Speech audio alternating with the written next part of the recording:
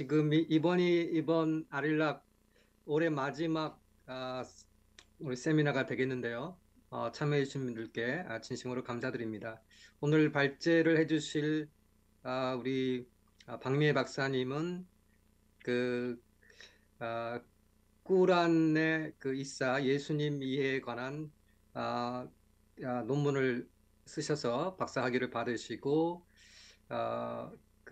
아신대학교 중동연구원 선임연구원으로 계시면서 온누리 교회 아랍어 예배 담당 전도사로 사역을 하고 계십니다.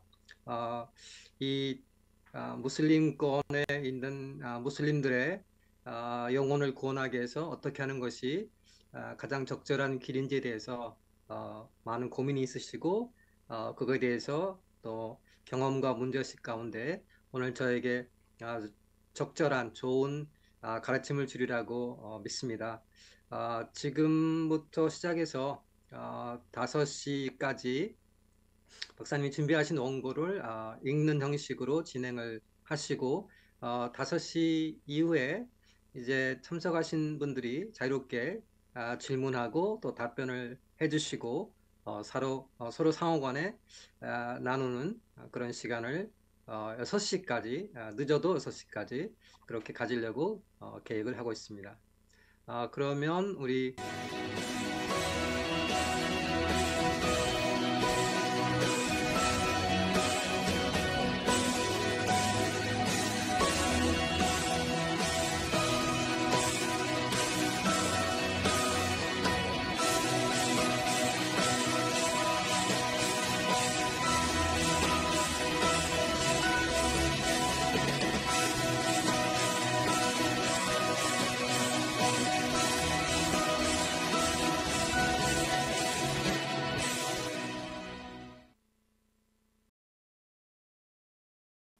안녕하세요. 저는 온누리교회 아랍어 예배에서 어, 사역하고 있는 강미애 전도사입니다. 우리 교수님께서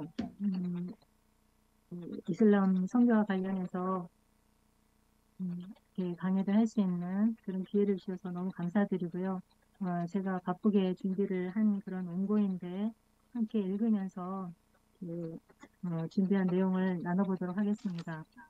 제가 준비한 과목은 코란 이해를 바탕으로 한 무슬림 전도법입니다. 사실 교수님께서 제게 그 무슬림 문화의 적절한 복음 전도 방식에 대해서 이 강의를 해줄 수 있냐라고 말씀하셨는데 저도 사실 많이 고민을 하는 부분이고 어떻게 하면 그들 문화의 속에서 그들에게 잘 다가갈 수 있는 그런 전도를 할 수 있을까 고민하는 한 사람으로서 참, 딱히 답을 못 드리고, 있었는데요. 사실, 제 마음속에 떠오른 거는, 예, 전도하는 가운데 그들 내면에는 너무나 많은 그런, 복음을 듣기에는 그런 많은 장애 요소들이 있다라는 그런 사실이고, 그 장애 요소들을 어떻게 예, 어, 거두는 것이, 우리에게 참으로 필요한 것인지를 고민하는 이런 현장 속에서 제가 이 주제를 생각을 하게 됐습니다. 어, 제가 준비한 내용을 쭉 읽어가겠습니다. 무슬림 내면은 복음의 씨가 뿌리 내리기엔 장애가 많은 돌짝밭 같다. 그들은 복음을 단순히 듣지 못한다. 복음에는 하나님의 아들 삼위일체, 예수의 십자가 죽음, 예수를 믿음으로 얻는 구원 등 그들의 종교적 신념과 배치되는 내용으로 가득 차 있다. 그러므로 본인은 무슬림 문화에 맞는 복음 전달 방식은 그들 내면의 돌들을 제거하며 그 내면 마치 기용하는 방식이어야 한다고 생각한다. 곧 우리는 복음의 능력을 믿고 무슬림들에게 복음을 단순히 전할 뿐만 아니라 동시에 그들이 복음을 바로 듣지 못하게 하는 장애물들을 제거해 주어야 한다. 사실 많은 장애 요소들이 있다 그래서 머뭇거릴 필요는 없다고 생각합니다. 일단은 복음의 능력을 믿고 복음을 단순히 증거하는 것도 필요하고 그리고 우리가 동시에 또 복음을 바로 듣지 못하게 하는 장애물들을 제거해 줘야 된다고 생각을 합니다. 그랬을 때 비로소 그들은 그들의 안에 굳어져 있는 그런 신념에서 나와서 우리의 증거에 귀를 기울일 수 있게 되기 때문입니다. 그러므로 그들의 종교적 신념과 기독교 메시지에 대한 편견이 기반이 되는 코란을 바로 할 필요가 있다고 생각을 합니다. 그리고 그 코란을 이해했을 때 비로소 우리는 코란의 메시지에 바른 대응을 할 수 있기 때문입니다. 그래서 공부에서 기독교 메시지와 관련된 코란의 내용을 살피고 또 이에 어떻게 대응하며 복음을 전할지를 논하고자 합니다. 첫 번째는 코란은 하나님의 아들 삼위일체 개념을 잘못 이해하고 있다입니다. 음, 하나님이 세상을 이처럼 사랑하사 독생자를 주셨다는 복음을 전하면 그들은 알라에게는 아들이 없다고 반응합니다. 아들이란 용어로 인해서 그들은 더 이상 복음을 들을 가치가 없는 것으로 간주합니다. 그 이유는 하나님의 아들 개념이 예수님 당시에 일반적으로 통용되고 이해되는 비유적 표현이었음에도 코란은 아들의 용어를 신이 배우자를 통해서 아들을 낳는다는 매우 육체적이고 성적인 의미로 불경하게 규정하고 있기 때문입니다. 그 코란의 근거가 되는 구절들은 6장 101절, 112장 3절에 나오는데 하늘과 땅을 지은 자에게는 배우자가 없는데 어떻게 아들이 있겠는가? 그는 낳지도 않고 태어나지도 않았노라. 이렇게 육체적인 개념으로 생각합니다. 또한 토라는 기독교인들이 어떤 시점에 하나님의 아들로 신격화된 예수를 믿는다고 오해하기 때문입니다. 토란 19장 35절에는 아들을 취한다는 것은 알라께는 있을 수 없는 일이라고 비판하는데 이 구절에서 취한다는 단어는 알라가 아들이 필요해서 어떤 시점에 예수를 아들로 취한다는 의미입니다. 그러므로 무슬림들에게 신의 아들이란 불경한 것이고 또 신격화된 인물입니다. 그러므로 아들을 믿으라는 것은 시르크, 곧 어떤 존재를 알라와 동일한 선상에 두는 죄를 가르치는 것으로 받아들여집니다. 그래서 아들의 복음을 무슬림들이 들을 때 시르크를 조장하는 것으로 혐오감을 가까운 그런 감정을 느끼는 것입니다. 하나님의 아들의 복음을 전할 때 그들은 혐오감을 느낀다는 것입니다. 그렇다면 우리는 그들의 이런 반응에 어떻게 대응할까 할 수가 있겠습니까? 가장 먼저는 이 코란 구절들의 불경한 개념이 성경의 아들 개념과 전혀 관련이 없다는 사실을 단호하게 말해줘야 합니다. 그리고 성경적인 의미를 설명해 줘야 합니다. 예수는 신의 육체적 관계가 아닌 하나님의 능력으로 동정녀에게 나섰다는 사실을 증거해 줘야 됩니다. 코란도 역시 예수가 동정녀 마리아에게서 알라의 능력으로 잉태되었다고 말합니다. 그리고 예수는 어떤 시점에 하나님의 아들로 신격화된 존재가 아닙니다. 영원하신 하나님의 아들로 영원부터 선지하신 분이십니다. 아들의 의미는 이스라엘의 아들, 이라크의 아들의 예처럼 그의 소속과 지위를 나타냅니다. 예수가 하나님의 아들이란 것은 그가 하나님께 속하였다는 것입니다. 성경은 예수가 하나님의 말씀임을 증언합니다. 예수는 영원한 하나님의 말씀으로 하나님께 속한 분이십니다. 하나님과 함께 하시는 영원한 분이시고 하나님과 한 분이십니다. 그리고 영원한 하나님께 속한 영원한 하나님의 말씀이신 예수는 영원한 하나님의 아들이십니다. 하나님의 아들의 칭호는 코란이 말하는 그런 불경한 표현이 아닙니다. 하나의 말씀과 대등한 칭호입니다. 그래서 하나님의 아들 개념이 워낙 그들에게 있어서 불경한 그런 개념이기 때문에 이 개념을 하나님의 말씀의 칭호와 연결해서 그 불경함과 또 신격화의 문제를 해결하는 것이 필요합니다. 거듭 말씀드리지만 아들이라는 것은 소속과 지위를 나타내는 것이고 하나님의 아들이신 예수는 하나님의 말씀으로 성경에 나와 있기 때문에 하나님의 말씀으로 예수님은 하나님께 속한 분이기 때문에 하나님의 아들로 이렇게 불려지는 것입니다. 그래서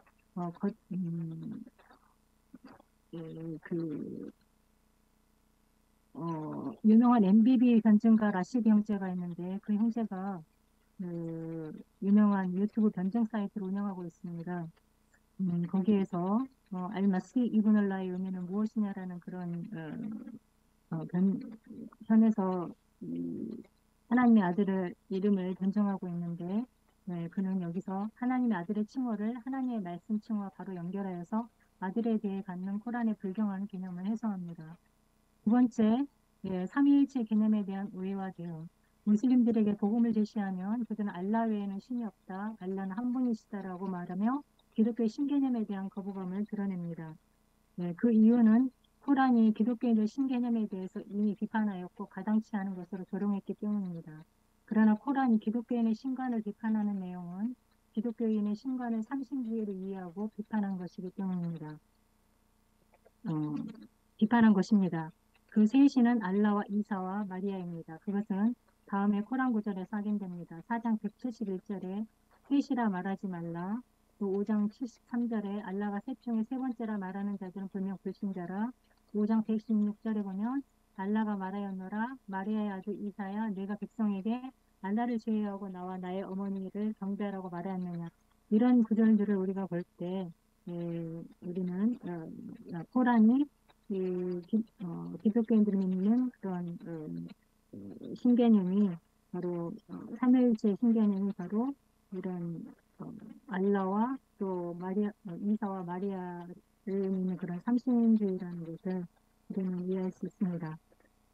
그렇다면 그들의 반응에 우리는 어떻게 대응을 해야 할까요? 당연히 우선적으로 삼위일체 하나님은 한 분 유일신 하나님을 강조하여 알려주는 것이 필요합니다. 그리고 구절들이 비판한 기독교인의 신과는 삼위일체 하나님과 전혀 관계가 없다는 사실을 주지시켜 줘야 합니다. 그리고 성경에 게시된 삼위일체 하나님에 대해 설명해 주어야 합니다. 무슬림들은 삼위일체 교리를 교회가 고안한 것으로 오해합니다.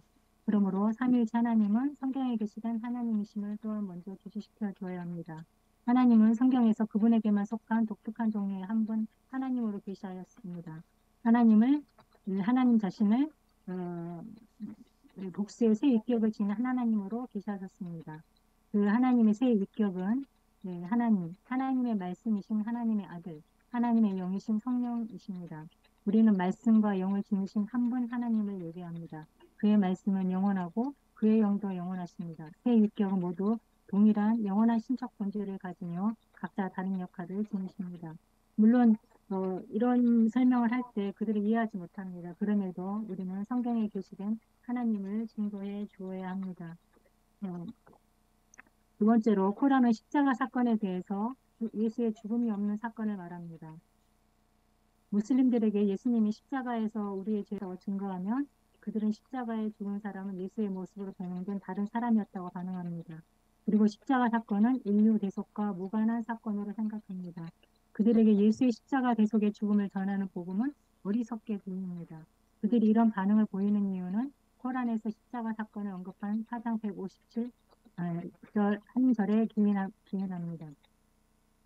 4장 157절을 말합니다. 그리고 그들은 유대인을 의미합니다. 그들은 우리가 알라의 사도 마리아의 아들 이사 알마시를 죽였노라라고 말하노라.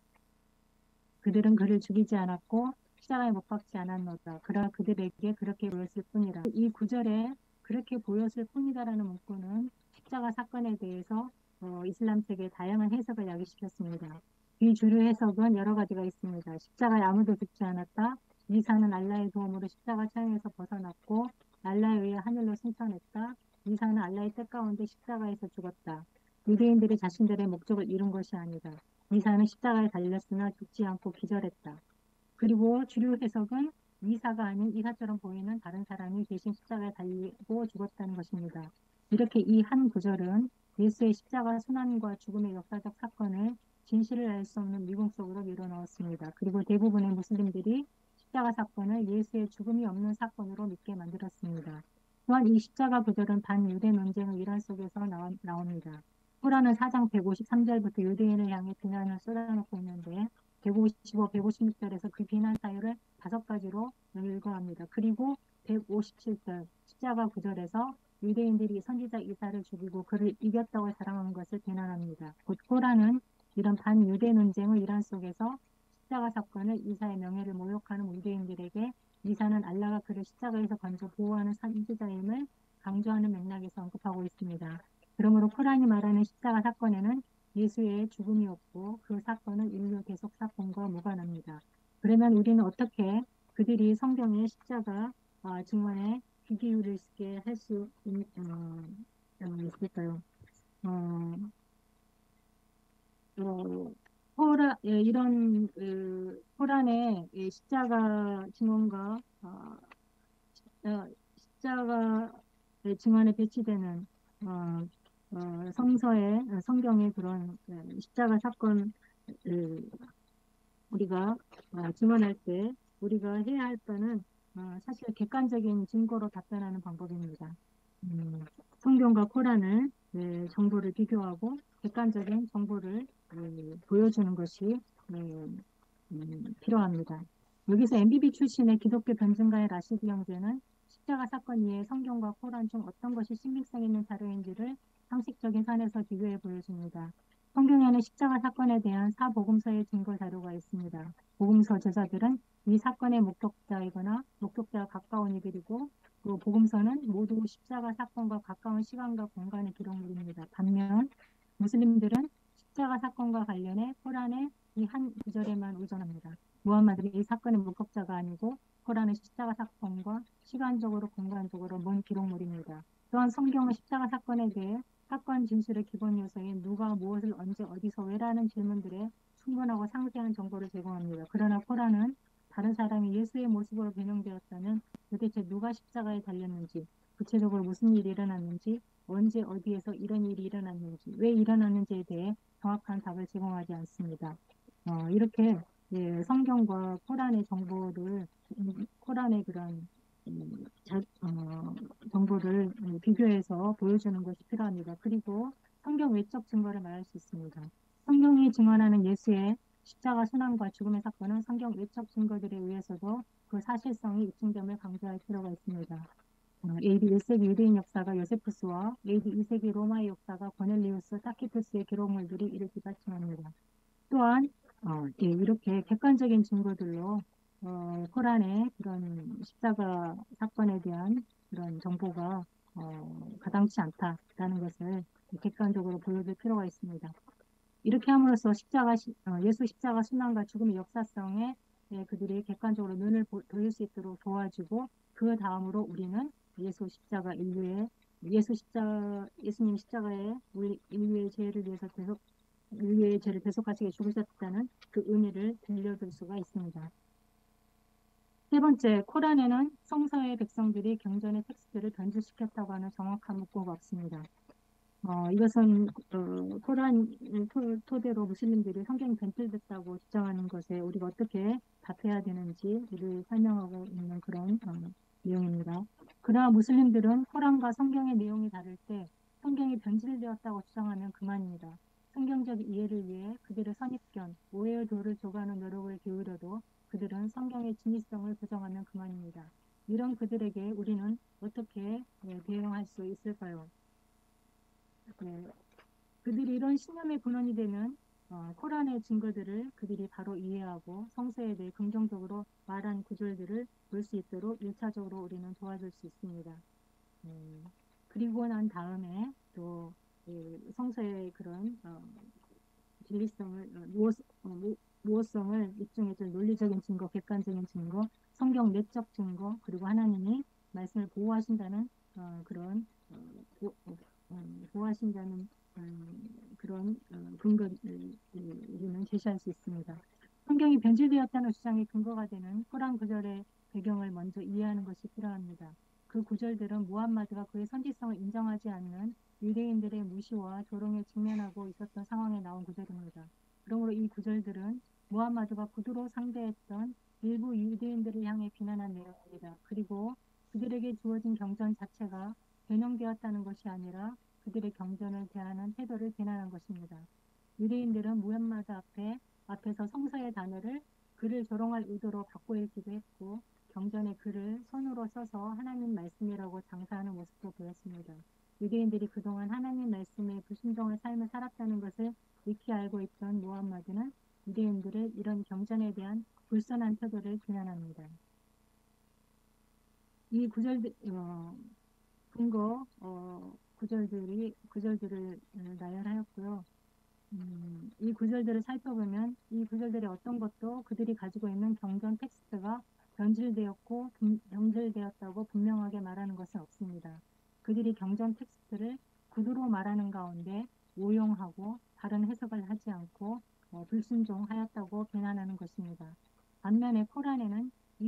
성서를 긍정적으로 말하는 구절들이 풍부합니다.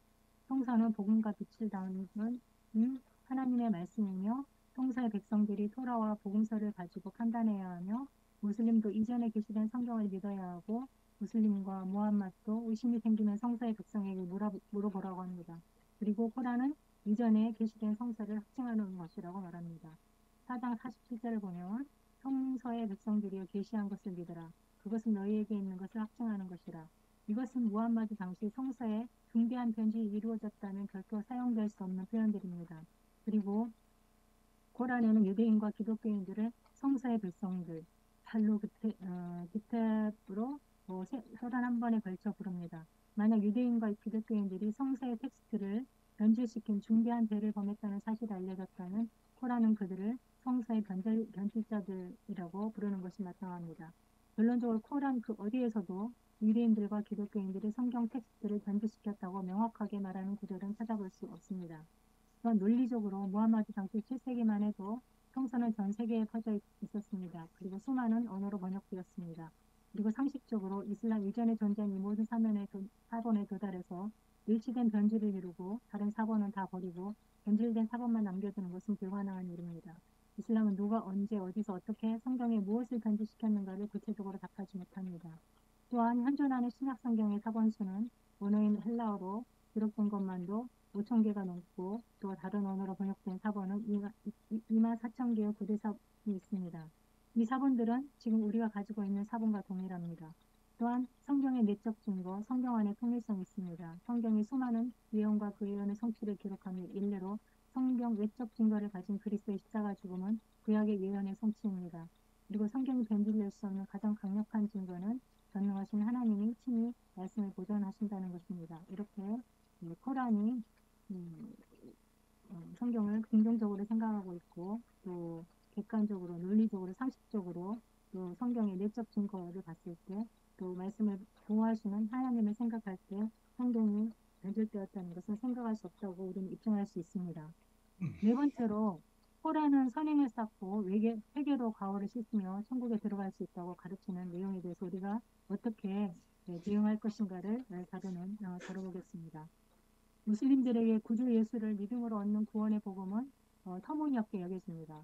코란은 무슬림들에게 선행을 쌓아 천국에 들어갈 것을 가르치기 때문입니다. 23장 102절 103절을 보면 그때 그의 선행이 많았던 자들은 번성할 것이며 그의 저울이 가벼운 자들은 그들의 영혼을 잃고 지옥에서 영원히 사노라. 그리고 코란은 알라의 명령을 어겼을 때 진실로 회개하고 알라에게 용서를 구할 것을 가르칩니다. 그러므로 무슬림들은 자신의 잘못된 행위를 만회할 수 있는 방법으로 회개를 생각합니다. 66장 8절을 보면 믿는 사람들이여 하나님께 진실되게 회개하라. 주님께서 너희의 가오를 거두어 주사 너희로 하여금 강물이 흐르는 천국으로 들어가게 하시니라. 그러므로 무슬림들은 선행을 쌓아 들어가는 천국, 회개로 이전에 가오를 씻으며 들어가는 천국을 생각합니다. 그러나 복음을 전하다 보면은 자신들이 천국에 들어갈지 확신하지 못하고 두려움을 갖는 이들을 만나게 됩니다. 그들의 이런 두려움, 구원에 대한 소망은 그들의 실제적인 영적 폐신 이유입니다. 사실 전도하다 보면 젊은 청년들 같은 경우에는 이렇게 많이 죄를 짓잖아요. 그러니까 두려움을 갖고 어떻게 구원을 받을 수 있을까라는 그런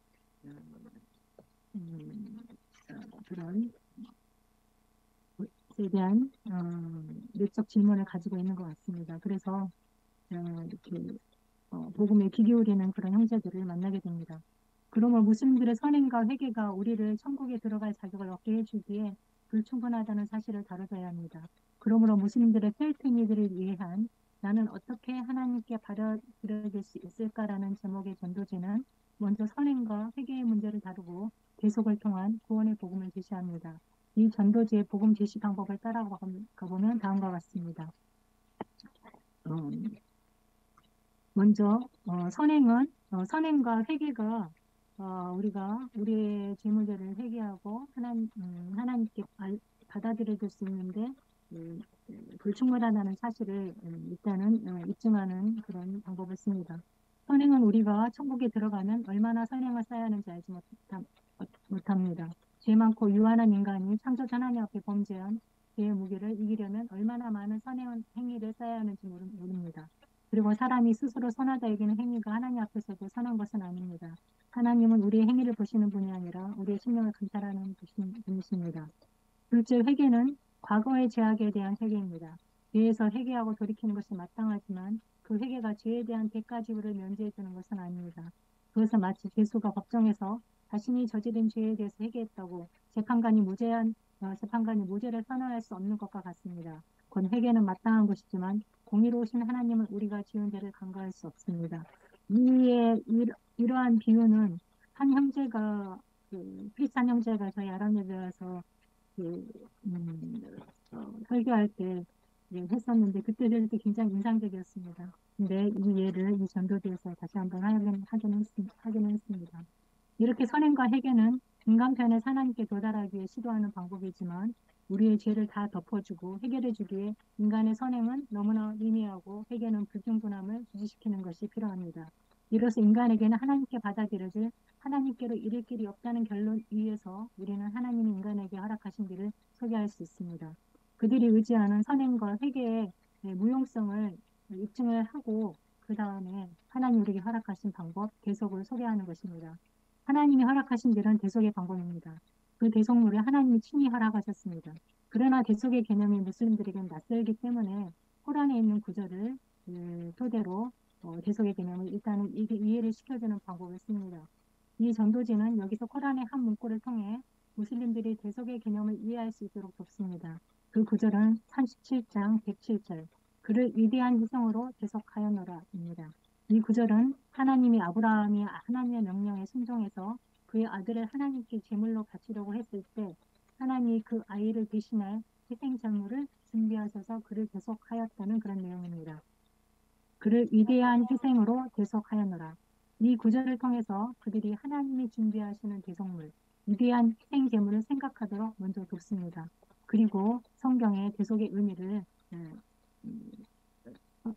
구약에서 하나님께서 대속물을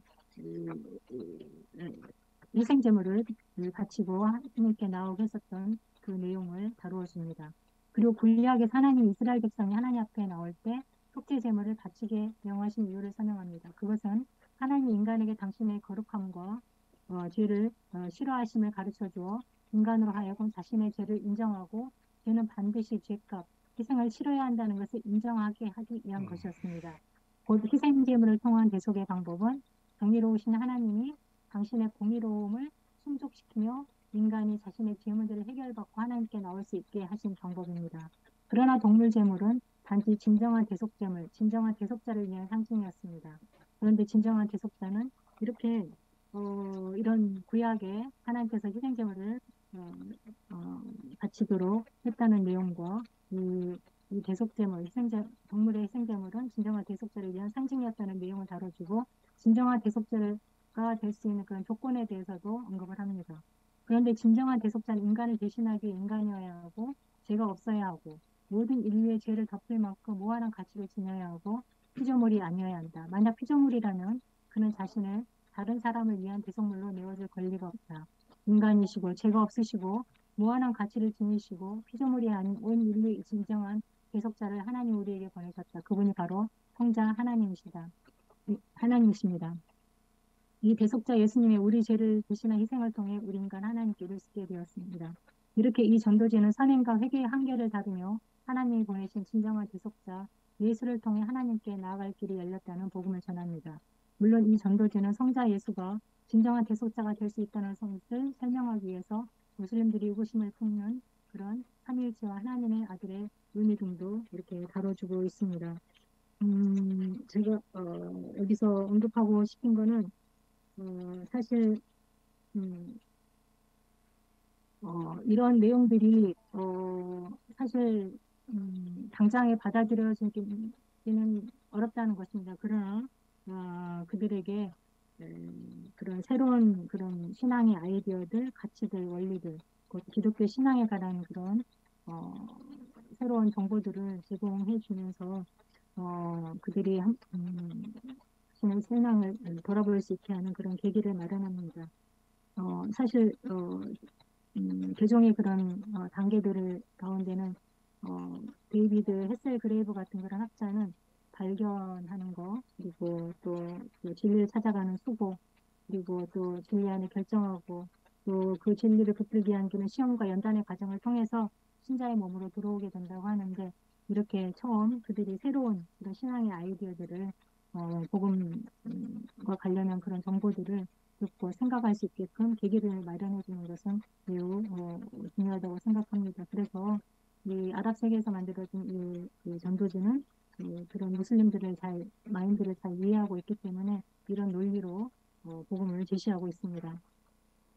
다섯 번째는 이제 코란의 예수에 관한 내용인데요.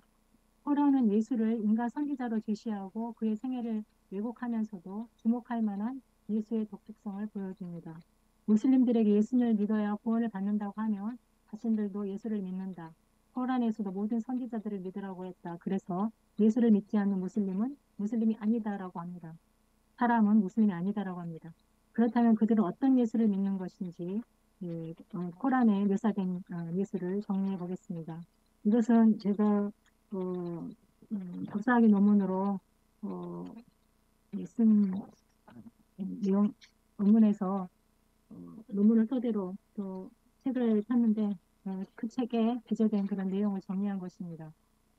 음, 내용은 일단 수태고지와 이사의 자의식 또 가르침과 기적 활동 십자가 사건이 이사의 마지막 생애 이사의 재림 이사의 칭호들과 관련한 그런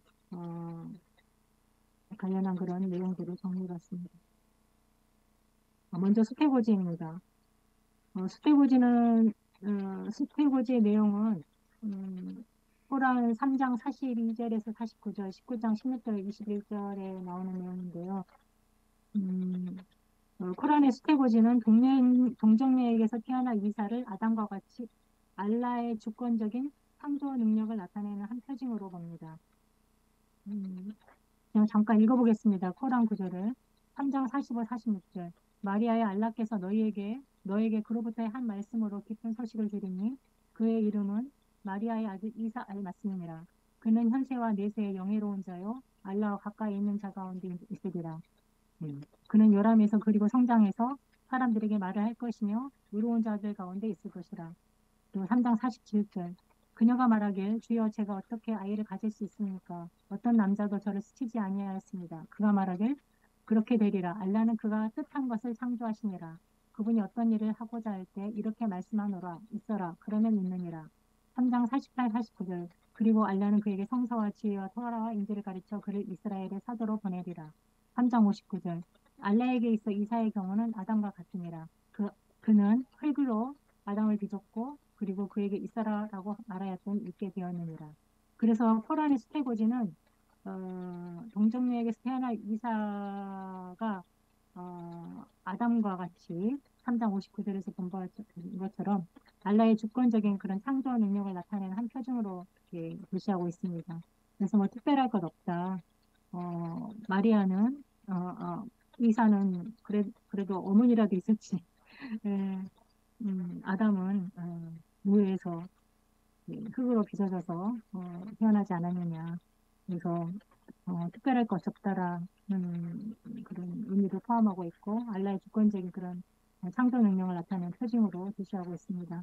그리고 또 이사에게 영예로운 지위를 부여합니다. 현세와 내세 영예로운 자요. 알라와 가까이 있는 자다. 그러나 3장 49절을 보면 그를 이스라엘의 사도로 보내리라라고 하는 그런 내용을 볼 수 있는데 그는 이스라엘 민족에게 영예로운 지혜를 가졌지만 그러나 이스라엘 민족에게 보내어진 한 사도에 불과한 인물로 진술하고 있습니다. 코란의 스테고지에는 예수의 왕국과 그가 하나님의 아들이심이 언급되지 않습니다. 그러나 성경의 스테고지는 하나님의 궁극적 구원을 나타내는 하나님 나라의 도래와 하나님의 온전한 계시로서의 하나님의 아들의 오심을 말합니다. 이사의 자의식입니다. 19장 30절 읽어보겠습니다. 이사가 말하길 나는 진실로 알라의 종입니다. 그는 제게 성서를 주셨으며 저를 선지자로 삼으셨습니다. 19장 27에서 33절은 마리아의 정결을 비방하는 사람들에게 요람 속 아기 이사가 사람들에게 말을 함으로써 어머니 마리아를 변호한다는 내용입니다. 마리아가 천여인들 사람들이 다 아는데 애기를 데리고 오니까 이렇게 사람들이 비방할 때 마리아가 아무 말도 하지 않고 요람에 있는 아이를 가리키니까 어, 아, 요람 속에 그런 아기 이사가 사람들에게 말을 했다는 그런 내용입니다. 요람 속 아기 이사는 자신이 알라의 종이요 선지자라고 밝힙니다. 아기 때부터 갖고 있던 알라의 종으로서의 자의식은 그의 가르침과 사역에도 나타납니다. 성경의 예수는 피조물인 인간이 결코 공유할 수 없는 배타적이고 독특한 하나님의 아들의 자의식 속에 계셨고 그의 생애 동안 성자로서의 지위와 권위를 선포하셨습니다. 이사의 가르침입니다. 이사의 가르침의 첫째는 나의 주님이여 너희의 주님인 알라만을 경배하라입니다. 곧 알라의 단일 신성에 대한 선포입니다. 이사의 제자들도 자신들은 알라를 믿는 무슬림임을 강조합니다. 이사의 두 번째 가르침은 토라를 확증하는 인지를 가르치고 인질로 사람들을 판결한다는 것입니다. 코란에서 인질은 율법서를 알려줍니다. 5장 47절을 보면 인질의 백성으로 하여금 알라가 계시한 것으로 판결하게 하였으니 곧 인질이 무함마드의 의식 속에는 율법서로 여겨졌습니다. 이사의 세 번째 가르침은 무함마드의 도래에 대한 예언입니다. 이 구절에 언급된 아흐마드라는 인물은 무슬림들은 무함마드로 해석합니다. 이 하디스에 보면은 무함마드가 자신의 이름에 5개가 있다라고 하면서 무함마드, 아흐마드, 이렇게 여러 다른 5가지를 언급을 합니다. 61장 6절을 보겠습니다. 말의 아들 이사가 말하기를 이스라엘의 자손이요 실로 너희에게 보내어진 알라의 사도로서 이전에 토라를 확정하고 내 뒤에 아흐마드란 이름을 가진 사도가 올 것을 기쁜 소식으로 전하노라. 이사의 기적을 보겠습니다. 코란이 비교적 상세하게 기술하고 있는 이사의 기적은 유아 시절 요람에서 말을 한 기적입니다. 이 기적은 코란에 3차례 언급됩니다. 그 외의 기적은 딱 2절에 언급됩니다. 그 외의 기적은 3장 49절과 5장 110절에서 개략적으로 언급됩니다. 이 구절은 이사가 진흙으로 새 형상을 만들고 숨을 불어넣어 새를 만들고 장님의 눈을 뜨게 하고 문둥병자를 낫게 하고 죽은 자를 살린 기적을 행했고 사람들이 먹는 것과 자기 집에 비축해 둔 것을 말하는 능력이 있었다고 말합니다. 이 외에도 코란은 이사의 제자들이 하늘에서 식탁을 내려오게 하여 이사 자신의 진실성을 입증해 달라고 이사에게 요구하자 이사가 알라에게 양식을 공급해 줄 것을 기도했고 알라가 식탁을 하늘에서 내려주었다는 기적에 대해 언급합니다. 이 본문에는 만찬을 위한 식탁, 무리들에게 양식을 공급하는 자로서의 알라, 양식을 위해 알라에게 기도한 이사의 모습이 나타납니다. 이는 예수와 제자들의 최후 만찬, 오병이어 사건, 일용할 양식을 구하는 예수의 주기도민 등 성경의 여러 기사를 떠올리게 합니다. 이처럼 코란은 이사의 기적과 관련해서 성경에 언급된 그리고 언급되지 않은 성경의 여러 기사를 섞어놓은 듯한 내용을 담고 있습니다. 여기서 주목할 것은 코란에서 이사의 기적이 언급되는 방식입니다.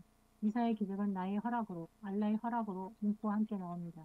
이사는 한 선지자로서 알라의 뜻과 허락하에 기적을 행합니다. 그래서 이사의 기적은 알라가 그에게 베푼 은총입니다. 성경에서 예수의 기적은 그의 신성한 본질과 그의 사역의 구원적 성격을 나타내는 것입니다. 그래서 예수는 하나님의 권한인 제사함의 선포와 함께 중풍병자를 고치셨습니다. 이로써 당신의 신성한 본질을 드러내셨습니다. 그리고 예수는 자신이 행하시는 기적들, 귀신을 내어 쫓는 것이 바로 하나님의 궁극적 구원을 나타내는 하나님 나라가 도래하는 것이라고 말씀하셨습니다. 이를 통해서 그의 사역의 구원적 성격을 드러내셨습니다. 이사의 활동을 요약하면 이사의 활동은 알라만을 경배할 것을 가르치고 또 인재를 통해 이스라엘 백성을 판결하고 무함마드가 올 것을 예언하고 알라의 허락을 받아 기적을 행한 것입니다. 제자들과 관련한 이사의 활동은 이사가 제자들의 요구에 응해 하늘에서 식탁에 내려오게 하는 기적을 행한 것과 제자들을 알라만을 믿는 무슬림으로 가르친 것입니다. 십자가 사건은 앞에서 언급한 대로 4장 150절 한 구절에 나옵니다. 반유대 논쟁의 일환 속에서 나옵니다. 이 구절은 이사의 명예를 모욕하는 무유대인들에게 이사는 알라가 그를 십자가에서 건져 보호하는 선지자임을 강조합니다. 이 구절이 그렇게 보였을 뿐이라는 문구가 여러 해석을 낳아서 이슬람 세계에서 이사의 십자가 순환과 죽음에 대한 진실은 미궁 속에 빠져 있습니다. 십자가 사건 이후에 이사의 마지막 생애도 역시 미궁 속에 있습니다. 이사의 십자가 사건 이후의 생애에 대해서는 무슬림들 학자 사이에 다른 2가지 해석이 있습니다. 첫째는 알라의 도움으로 죽지 않고 바로 승천하였다는 것입니다. 둘째는 십자가 사건에서 건짐을 받고 이후 보통 사람처럼 살다가 자연사였다는 것입니다. 이런 다른 해석이 나오는 이유는 십자가 구절 4장 157절 다음에 나오는 158절이 이사의 승천을 언급하고 있기 때문입니다. 그런 반면에 코란에는 3장 55, 5장 117, 19장 43절에 이사의 죽음을 나타내는 그런 단어들, 타와파, 마타, 동사가 들어가 있는 그런 있기 때문입니다. 그래서 이것을 어떻게 조화시킬지 모르고 그들의 입장이 둘로 나뉜 것입니다. 첫 번째, 이사가 죽지 않고 바로 승천했다고 주장하는 이들은 승천 구절이 이들은 4장 158절에 의거합니다. 그러면 죽음을 언급한 구절을 해결을 해야 되는데 어떻게 해결을 하냐면 이사의 죽음을 이사의 재림 이후의 미래적 사건으로 해석하거나 또는 5장 117절에 죽음을 나타낸 단어 서학과의 의미를 바꿔서 당신이 저를 당신께 이끄신 이후에는으로 해석합니다.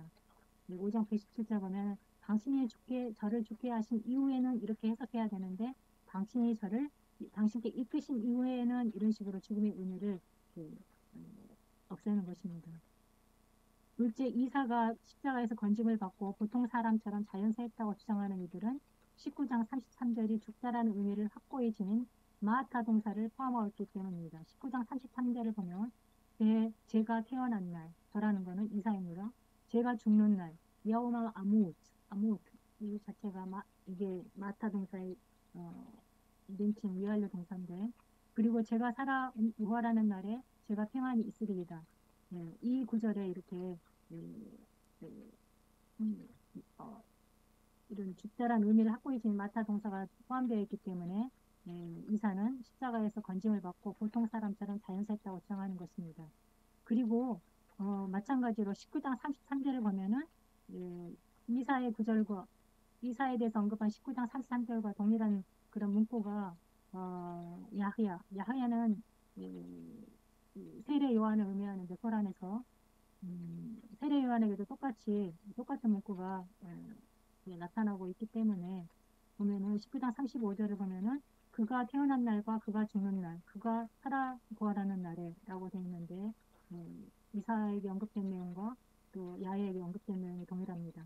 그래서 19장 33절에 이사와 관련한 문구가 19장 15절에서 35절에서 야훼에게도 동일하게 사용되고 있는 것에 의거해서 야훼가 자신이 자연적 죽음을 맞이했던 것은 자명한 일이니 이사의 죽음 역시 미래적인 것으로 볼 수 없다고 합니다. 그리고 승천구절 148절을 이사는 그러면은 승천구절을 해결해야 되는데 어떻게 해결을 하냐면 이사는 자연사하고 이후에 그의 영이 승천한 것이라고 해석합니다. 그리고 이사의 승천이 특별히 언급된 것은 유대인들로부터 고난을 면한 그의 지위를 높여주기 위해 특별히 언급된 것이라고 합니다. 결론적으로 코란은 이사의 십자가 사건 전개에 대해서도 그리고 이후 마지막 생애에 대해서도 여러 해석을 남기는 진술의 모호함을 가지고 있습니다. 어떤 무슬림도 이사의 십자가 사건에 대한 다양한 해석들을 부합시키지 못합니다. 이사의 재림입니다. 83장 61절을 보면은 그는 그때에 대한 표적이다. 이렇게 나오는데 무슬림들은 이 구절을 이사의 재림을 언급하는 것으로 일반적으로 해석합니다. 이 구절에 용칭 대명사 그를 이사로 해석하고 알라가 이사를 최후 심판을 알리는 징조로 이 땅에 보낼 것이라고 해석합니다. 그리고 그 재림의 이유를 온 세계가 이슬람 교리를 받아들이도록 준비하기 위한 그런 것이라고 해석합니다. 재림과 관련해서는 하디스에 그 내용이 잘 나와 있습니다. 다메섹 대사원 왼쪽에 있는 첨탑에 내려올 것이고 내려와서 칼로 적그리스도를 죽이고 십자가를 깨뜨리고 돼지를 죽이고 모든 해당과 교회당을 파괴하고 모든 그리스도인들을 처형하고 이렇게 이사는 이슬람을 믿지 않는 사람들을 처형하고 또 그렇게 해서 오직 하나님 이슬람만 이렇게 이 세상에 남도록 이렇게 한다는 그런 내용으로 내용이 하디스에 전해지고 있습니다. 이사의 칭호에 관해서 살펴보겠습니다. 이사의 칭호로는 알마시 그리고 마리아의 아들 이사, 알라의 말씀, 그리고 알라의 영, 그리고 알라의 종, 또 사도 선지자라는 그런 칭호가 있는데 각각 살펴보도록 하겠습니다. 알마스이는 히브리어의 메시아에 해당하는 칭호입니다. 코란에서 11번 이사를 가리켜 사용됩니다. 그러나 코란은 마스의 의미에 대해 아무런 설명을 하지 않습니다. 무슬림 학자들이 이 단어의 어원을 닦다, 씹다, 기름 붓다, 쓰다듬다, 평평하다, 돌아다니다로 추측하며 다양한 해석을 합니다. 불결함과 죄로부터 정결케 된 자, 축복이 부어진 자, 기름이 발라진 채 출생해서 기름이 발라진 자, 가브리엘 천사가 사단이 건드리지 못하도록 날개로 만진 자, 평발인 자, 질병이 있는 자를 만져 낫게 한 자, 한 곳에 머물지 않고 돌아다니는 여행자의 의미를 해석합니다. 마리아의 아들은 가장 코란에서 흔하게 사용되는 칭호입니다. 코란에 23번 등장합니다. 그 칭호는 이사가 아버지 없이 태어났다는 사실과 연결되어서 가장 먼저 그가 알라의 창조 능력을 보여주는 존재임을 나타냅니다. 둘째로는 한 여성의 아들로 태어났기에 죽을 운명을 맞이하는 보통 인간이라는 의미를 지닙니다. 셋째로는 코란이 마리아에게 고결한 지위를 부여하기 때문에 고결한 어머니를 둔 자라는 그런 존칭의 의미를 지닙니다. 이사의 칭호는 학자들은 예수를 의미하는 시리아어 야수, 성경에 예수님의 이름은 야수로 나옵니다. 아랍어 성경에. 학자들은 예수를 의미하는 시리아어 야수가 아랍 환경, 곧 시리아 남부와 아라비아 지역의 네스토리안 기독교인들에 의해 최종 이사로 아랍화된 것이라고 추정합니다. 그 근거로는 시리아 남부의 571년 초에 예수의 추종자들이라는 의미를 진 이사니아라는 이름의 수도원이 있었던 것으로 보기 때문입니다. 그러나 이사 칭호에는 단순히 음성적 변화뿐만 아니라 성경 예수와 결코 같은 기독론을 공유할 수 없는 내포적 변화가 존재합니다. 알라의 말씀, 칭호하는 4장 81절을 읽어보겠습니다. 성서의 백성들이여 너희의 종교에서 도를 넘지 말라. 알라에 대해 진실 외에는 말하지 말라. 마리아의 아들 이사 알마스이는 알라의 사도이며 마리아에게 후여된 그의 말씀이며 그로부터의 한 영이다. 그리고 세시로와 말하지 말라. 그만둬라. 그에게는 아들이 있을 수 없노라. 알라의 말씀이라는 칭호는 이 구절에서는 코란이 생각하는 기독교의 삼위일체 신강과 또 예수가 하나님의 아들 되심을 반박하며 이사의 필요성을 강조하는 맥락에서 나옵니다. 세시라 말하지 말라. 그에겐 아들이 있을 수 없노라는 문구를 이 구절에서 확인할 수 있잖아요. 그리고 주석가들은 이사가 알라의 말씀이라는 칭호가 주어진 것이 그가 알라의 말씀 이스라는 말에 의해 창조되었기 때문이라고 해석합니다. 이사가 그의 말씀이라는 것은 이사의 필요성을 나타내는 것입니다. 알라의 영, 이 칭호 역시 4장 172절 같은 절에 나옵니다. 그의 마리아에게 수여된 그의 말씀이며 그로부터 한 영이다라고 4장 171절에 언급되어 있는데요. 주석가들은 이 칭호의 의미를 아버지 없이 가브리엘이 불어넣은 숨으로 상대되어 순결한 존재라는 뜻의 존재라는 뜻으로 이 칭호가 부여됐다고 이렇게 해석합니다. 또한 마리아에게 주어진 계시예요. 천사 가브리엘이 마리아에게 불어넣은 숨, 이사가 진실하고 거룩하며 뛰어난 영들 가운데 하나라는 의미로 주석가들은 해석합니다. 알라의 종, 이 칭호는 코란에서 세 차례 언급되는데 이 칭호 역시 이사가 피조물에 불과한 존재라는 것을 강조한 맥락에 등장합니다.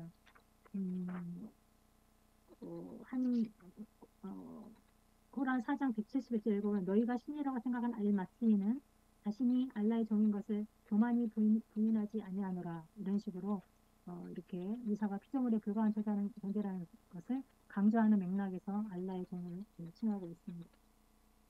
선지자 사도 이사에게 선지자와 사도라는 칭호가 주어져 있습니다. 이슬람적인 의미로 사도는 알라로부터 경전을 받아 인류를 인도하도록 보낸받은 자를 의미하고 선지자는 경전을 가져오지 않고 알라의 메시지를 전하는 자를 의미합니다. 이 칭호는 알라의 메시지를 전하는 자라는 공통의 의미를 지닙니다. 이사가 선지자의 사도라는 것은 알라의 메신저라는 뜻입니다. 무함마도 동일한 방식으로 알라의 인격적 관계가 아닌 비인격적 수직 하강식의 계시를 받아서 이스라엘에게 계시를 전하는 알라의 메신저를 의미합니다. 이것이 코란에 묘사된 모습인데 우리는 코란 속 예수만 알고 있는 무슬림들을 어떻게 도울 수 있는지 고민하지 않을 수 없습니다. 첫 번째는 예수의 독특성을 결정으로 성경 예수를 소개하는 것입니다. 예수는 코란에서 인간 선지자로 철저히 묘사되고 해석됩니다.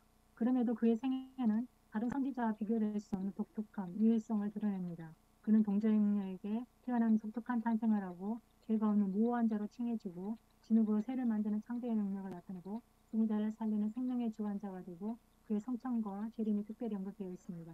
사실 MBB들의 개성에 영향을 미친 그런 요소들을 연구한 그런 연구물은 코란의 불충분한 이사의 구절에서도 이사에 대한 관심을 갖게 된 일들이 있다고 보고합니다. 일례로 이사가 진흙으로 새를 창조한 창조의 기적은 선지자로서는 할 수 없는 일이기에 이사가 선지자 이상을 생각하게 되었다고 합니다. 곧 이런 이사의 독특성은 전도자가 무슬림에게 예수에 대한 그런 관심을 불러일으키는 좋은 거점이 됩니다.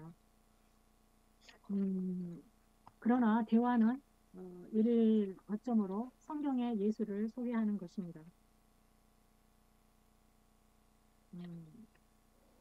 코란은 성경의 진리를 억압하고 억제하고 거짓으로 대체하는 체계를 가지고 있기 때문입니다. 우리가 코란이 기독교 진리를 억제하고 거짓으로 대체하고 있다는 것을 결코 간과해서는 안 됩니다. 코란에 나타난 신과는 하나님에 관한 진리를 억압하고 또 재관과 또 인간과는 하나님 앞에 범죄함으로 하나님과 분리된 인간의 실존에 대한 진리를 억압합니다. 그리고 성경에 관련된 진술 역시 또 성경의 그런 내용을 오해하거나 또 부정하거나 또 성경적 의미를 상실하거나 왜곡한 그런 진술을 하고 있어서 무슬림들이 특별 계신 성경의 복음 진리에 도달하는 것을 방해한다는 사실을 우리는 잊어서는 안 됩니다.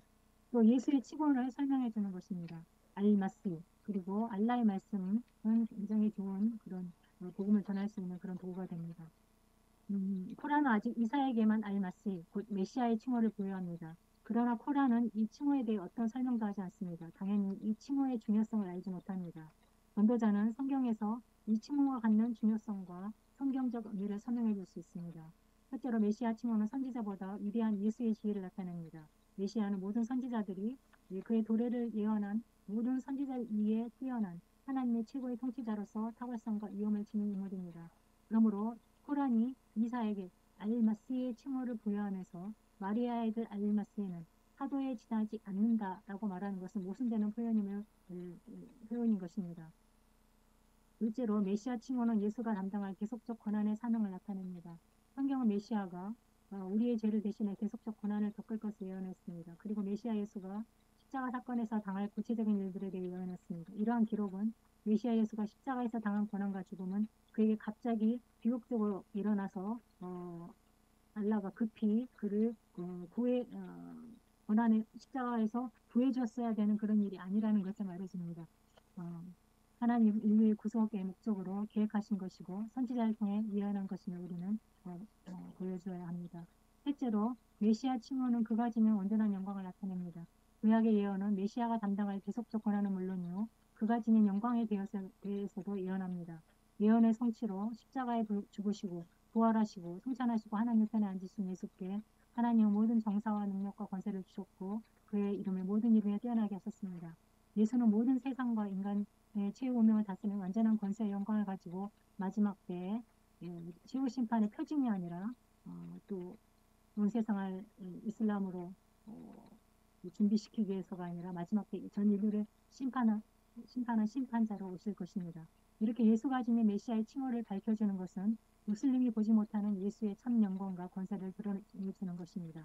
알라의 말씀이란 칭호가 이사에게 부여된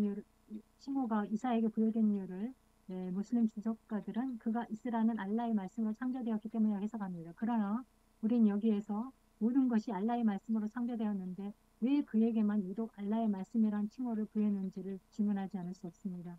라시드 형제 같은 경우에는 돼지도 알라의 말씀으로 사단도 알라의 말씀을 창조했고 근데 왜 우리에겐 알라의 말씀이라는 칭호를 주지 않느냐라고 이제 그렇게 얘기하는데 왜 예수님께만 굳이 이사에게만 알라의 말씀이라는 칭호를 부여했는지 질문할 수 있습니다. 여기 오늘날 그리고 또 중요한 그런 변증의 도구가 될 수 있는 게 코란이 창조되지 않았다고 보는 그 이슬람 세계의 그런 견해입니다. 오늘날 이슬람 세계에서 코란은 창조되지 않고 영원한 것으로 믿습니다. 코란이 그들은 알라의 말씀이잖아요. 근데 알라의 말씀이 창조되었다고 그들은 하지 않습니다. 영원한 것이라고 믿습니다. 고란이 창조되었다고 믿는 자는 불신자입니다. 그런데 이사는 피조물이라고 하면서 동시에 이사는 알라의 말씀이라는 칭호를 부여하고 있다는 그런 모순점을 보여줄 수 있습니다. 그리고 성경에서도 예수님을 하나님의 말씀을 칭한다는 사실을 이렇게 어, 이런 이런 논리를 토대로 어, 어, 이런 논리를 토대로 성경에서 예수님이 이 하나의 말씀으로 칭해진다는 사실을 얘기해 줄 수 있습니다. 요한복음 1장 1절에서 3절, 14절에 하나의 말씀이신 예수의 신성한 근원을 증거해 줄 수 있습니다. 예수가 하나님의 말씀이신 이상 그는 영원전부터 계신 영원한 하나님이십니다. 하나님이 이 말씀이 없이 계셨던 순간은 없습니다. 곧 예수가 하나님의 말씀이란 의미는 예수가 영원하신 하나님께 속하였고 영원하신 하나님과 함께 하시는 영원한 분이시고 하나님과 한 분이시라는 의미입니다. 세상은 하나님의 말씀이신 그로 말미암아 상교되었습니다. 결론적으로 호란 속의 예수의 모습에서 우리는 인간의 무지와 거짓과 조롱과 예면으로 고난받는 예수의 모습을 떠올리게 됩니다. 내가 하나님의 아들이거든 너나 구원하여라. 십자가에서 내려와 보아라. 라고 하는 무지한 사람들의 조롱 속에 예수님은 죽으셨지만 분명한 진리는 그는 하나님의 아들이시고 구원자시라는 사실을 떠올리게 됩니다. 코라는 그를 인간으로 격화시키고 그의 신성한 지에 합당한 영광을 돌리는 이들을 향한 비난과 야유로 일관합니다. 코라는 그를 거짓으로 포장하였습니다. 그의 어미하신 신성한 본질을 잃어버린 인간 이사를 만들어 두었습니다. 그럼에도 그는 엄연한 하나님의 아들이시고 구원자이십니다. 그를 거짓으로 가진 코란의 문구 속에서도 자신의 신성한 본질을 감추지 못하십니다. 그는 거짓 속에서도 자신 하나님의 말씀이고 메시아 구원자라는 거룩한 이름을 갖고 계십니다. 그러므로 우리의 복음 전도는 무슬림들에게 코란이 거짓에 가려진 예수의 영광을 그들에게 바로 드러내 보여주는 것입니다. 나가는 말입니다. 무슬림 전도에서 중요한 것은 1차적으로 그들 마음밭을 기경하는 것입니다. 그들 자신의 종교적 신념을 떠나 복음의 귀를 기울일 수 있도록 그들 내면을 기경하는 것입니다. 그러므로 본고에서 기독교 메시지와 관련한 코란의 본문들을 살펴보며 복음의 장애 요소가 되는 코란의 내용에 어떻게 우리가 대응할지 살펴보았습니다. 그러나 무슬림의 내면을 기용하는 그런 요소들은 사실 따로 있습니다. 이제 무슬림의 내면을 기용하는 진정 중요한 다른 요인들을 언급하며 이 글을 마무리하고자 합니다. 가장 우선적으로 필요한 것은 기도입니다. 그 영혼을 위해 하심에 기도하는 이들이 있을 때 그 영혼은 우리가 전하는 말에 귀를 기울이기 시작합니다. 그리고 그들에게 성경을 접하도록 하는 것입니다. 우리 어떤 설득하는 말보다 성경은 강력하게 그들 영혼을 기용합니다. 말씀을 듣고 접한 이들과 그렇지 않은 이들의 내면은 너무나 차이가 많습니다. 그리고 사랑과 인내입니다. 진리와 사랑의 복음은 우리의 말뿐이 아니라 우리의 태도를 통해 전해집니다. 그들을 향한 진심 어린 사랑은 그들의 닫힌 마음과 닫힌 길을 열어줍니다. 그러므로 복음 전하다 낙심될 때 주님 주시는 새 힘으로 인내하고 사랑의 자리를 우리는 지켜가야 합니다. 이것으로 발표를 마치겠습니다. 네, 감사합니다. 귀한 내용을 아주 세세하게 잘 말씀해 주셨는데요. 오늘 말씀 듣고 뭐 질문이 있으시면 먼저 누구든지 질문을 한번 해주시겠습니까?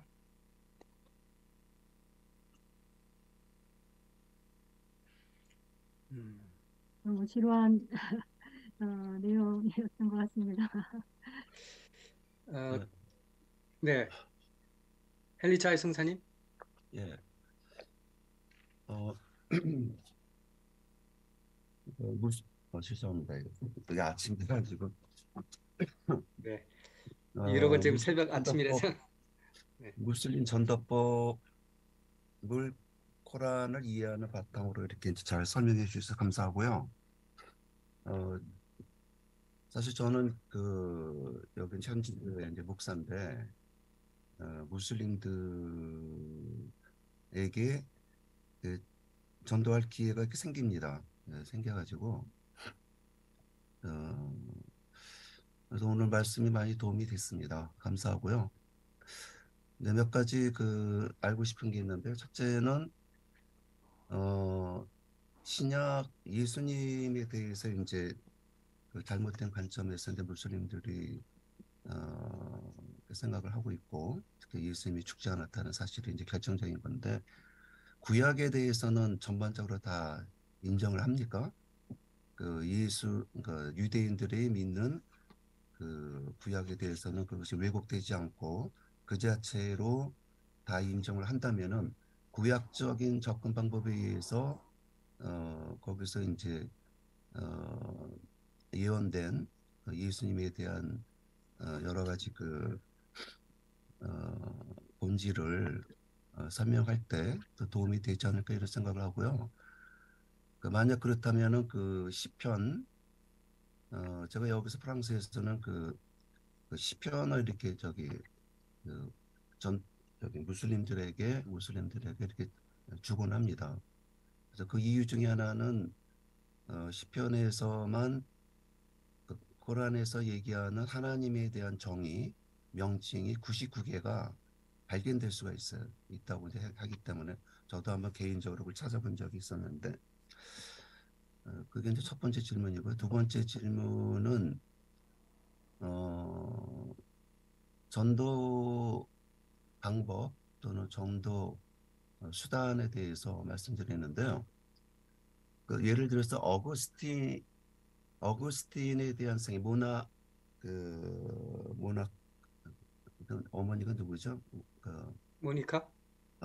모니카와 그 어거스틴에 대한 그 생애 그 기도를 통해서 어거스틴이 북아프리카 사람이기 때문에 저희 프랑스 입장에서는 그 알제리아, 그 마로코 등에서 튀니지 전도할 때 그들도 존경하는 사람이기 때문에 효과적이다 이렇게 얘기해서 그 전도지가 있어요. 거기 가는 게. 그래서 그런 거라든가 어,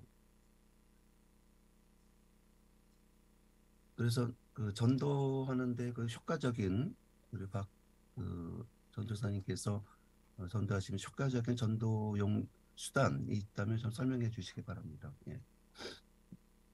음, 어, 사실 그들이 성경이 변질됐다고 말할 때는 신약만 변질됐다고 주장하는 것이 아니라 구약도 변질됐다고 주장을 합니다. 그래서 그러니까 어, 그들의 변질에 대한 그런 주장은 어, 차별적으로 전 성경을 망라하는 것이기 때문에 구약은 변질이 안 됐기 때문에 안 됐다고 생각하기 때문에 구약을 가지고 전도하는 것이 바람직하지 않느냐라는 것은 저에게는 생소한 그런 이제 부분이고요. 근데 이제 제가 우리 목사님께 배운 거는 시편을 통해서 시편에 이렇게 무슬림들의 알라의 그런 99가지 명칭이 시편에 나온다.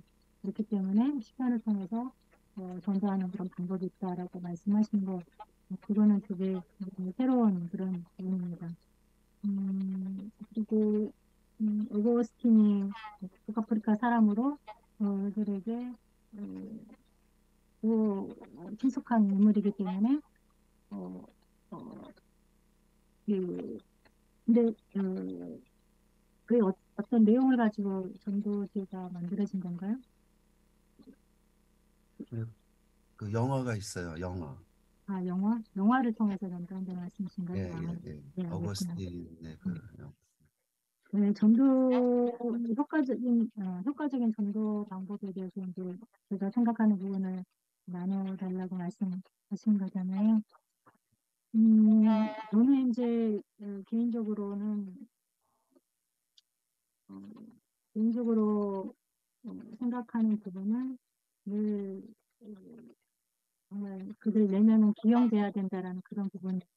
음, 그런 내면을 기용하는 것이 우리의 책임이다라는 그런 생각을 하고 있고, 그래서 그들을 잘 이해하는 이런 복음을 받아들이기에 그런 많은 장애가 있는 그런 그들 안에 기독교 진리를 향한 그런 질문들에 응답하는 그런 전도지 그런 전도지가 매우 효과적이다라고 저는 생각을 합니다. 그래서 그냥 단순히 기독교식의 뭐 그런 전도지를 나눠주면 그 사람들은 그냥 보고 그냥 그런갑다 하고 지나가는데 어, 제가 이 자료를 준비하면서 원고를 준비하면서 인용도 하였던 이런 나는 하나님께 어떻게 받아들여질 수 있는가 라는 이런 제목의 전도지는 질문 자체가 그들 안에 정말 이렇게 알라에게 받아들이고자 하는 그런 욕구, 영적인 혈통이들을 자극하면서 그래서 제목만으로도 그들의 시선을 끌으면서 그러면서 그들이 이 구원의 그런 토대라고 생각하는 선행과 또 그런 회개에 대한 그것의 무의미성과 미약함과 불충분성을 입증하면서 그러면 인간에게는 방법이 없다. 하나님이 주신 방법이어야 된다라고 하면서 이제 그들의 토대를 기반을 이렇게 흔들어 놓고 그 복음을 제시하는데 아울러서 그들이 가지고 있는 그런 삼위일체에 대한 개념, 하나님의 아들에 대한 개념, 그리고 그 성육신에 대한 그런 의구심들을 그렇게 타치를 해가면서 이렇게 전도를 전하는 그런 전도지이기 때문에 이것을 나눠주면은 그들은 그냥 버리지 않고 일단 제목 자체에 끌려서 보고 오 이렇게 하면서 쭉 한 번에 읽게 되는 것 같아요. 이 전도지 하나만으로 뭐 복음이 싹 들어가진 않겠지만 그러나 그들에게 한번 생각할 기회를 주고 자신의 신앙의 토대를 그리고 기독교 신앙에 대해서 신앙에 대한 기독교 메시지에 대한 그런 새로운 정보들을 그들은 이번 기회에 받게 되는 거죠. 일단은 그들은 복음을 들어야 되고 메시지를 듣는 것이 1차적인 거기 때문에 그래서 저는 이런 그들의 그런 혈탱이들을 작업하고 또 그들의 질문들에 응답하고 하면서 복음을 지혜롭게 전하는 이런 전도지가 좋지 않은가라고 그렇게 생각을 합니다. 네. 네, 또 다른 분 계실까요? 아까 그 최성찬 질문하신 것과 연관 지어서 저도 한 가지 질문 드리고 싶은 게 있는데요. 지금 전도 방법과 관련지어서 지금 오늘 그 전도사님 말씀하신 내용은 그 사람들의 갖고 있는 어떤 편견, 기독교에 대한 부정적인 인식들이 너무 많아서 복음이 뿌리 내리기가 어렵기 때문에 그 마음 밭을 기경해야 된다. 그런 점에서 이제 변증적인 측면에서 그들이 잘못 이해하고 있는 어떤 아들에 대한 용어라든지 여러 가지 용어들을 언급하시면서 그것이 어떻게 왜곡되고 성경적으로 어떤 내용이 적절한 것인지를 잘 말씀해 주셨다고 생각이 듭니다. 그런데 조금 다른 측면에서 그 변증적인 방법이 효과적인가, 적절한가라는 질문을 던지면 물론 뭐 변증은 또 논쟁이 될 수가 있고 싸움이 될 수가 있잖아요. 특히 이렇게 부정적이고 불편하게 여기고 이런 용어를 이렇게 다룬다는 것 자체가 나중에 이제 뭐랄까 기독교에 대한 긍정적인 소원 자세가 생겨서 뭔가 정말 알고자 할 때 아니면 뭔가 자기가 잘못되어 있나 그래서 어떤 게 참된 성경이 정말 참된 내용이 뭘 말하는 건가 뭐 좀 적극적으로 알고자 할 때는 이런 거가 도움이 될 수가 있겠지만 무슬림이나 뭐 힌두나 타종교를 만날 때 제일 먼저 뭐랄까 너무 그 부정적인 생각 이런 거가 많기 때문에 그 부정적으로 생각하는 그 문제를 다루는 거가 특히 초반에는 적절하지가 않지 않나. 예를 들어서 이제 힌두 선교할 때는 힌두들이 부담이 딱 되는 거가 예를 들면 그 누가복음 15장에 그 탕자가 그 돌아왔을 때 너무 아버지가 기뻐서 뭐 송아지를 잡고 잔치를 벌이는데 그게 이제 하나님에 대한 비유인데 하나님 아버지 어떻게 성경의 하나님은 송아지를 잡을 수가 있는가? 어떻게 송아지 고기를 잡고 잔치를 벌이는가? 이제 이런 부분이 큰 걸림돌이 되죠. 그거는 생각을 할 수가 없는 거거든요. 그러니까 그런 거가 복음을 전달하려고 할 때 그 힌두들의 마음에 일단 강한 거부감을 갖게 되고 이게 문제를 제기하게 되고 뭐 더 이상 들을 거가 없는 거죠. 상대방으로부터. 그런 거는 가급적 피하는 게 적절하지 않을까. 그래서 이제 그 힌두들에게 복음을 전하려고 시도하는 많은 분들 중에는 힌두들에게 거부감을 주는 이런 것들을 좀 뺀다고 그럴까? 이런 거를 좀, 그들이 이해할 수 있는 용어로 만들거나 빼거나 뭐 다른 용어로 쓴다거나 이렇게 해서,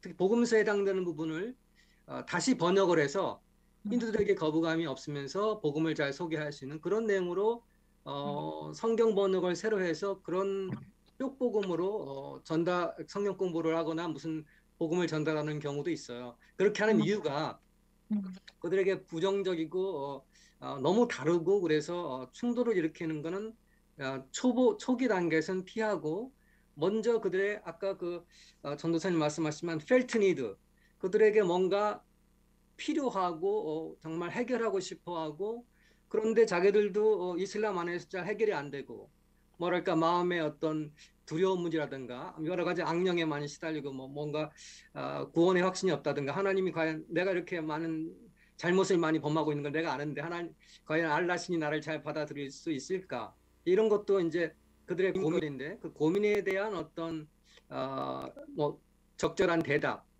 기독교적인 대답, 뭐 그들의 문제를 풀 수 있는 이제 이런 그 접근이 보다 더 적절하지 않을까. 그 점에서 제가 드리고 싶은 질문은 펠트 니드와 관계된 건데 아까 하나님께 어떻게 받아들일 건가 이런 펠트 니드 말씀해 주셨지만 무슬림들에게 절실한 무슬림들에게 필요한 무슬림들에게 뭔가 좀 더 이렇게 긍정적인 인상을 줄 수 있는 그런 기독교와의 접촉점, 그들에게 와닿는 복음의 어떤 메시지 그런 거가 어떤 것이 있을지 궁금합니다. 네, 긍정적으로 복음을 전할 수 있는 메시지가 무엇이겠는가. 이제 그 질문을 하셨는데 네. 쭉 말씀하신 것들을 들으면서 제가 이제 말씀을 드리고 싶은 몇 가지가 생겼습니다. 첫 번째는 음,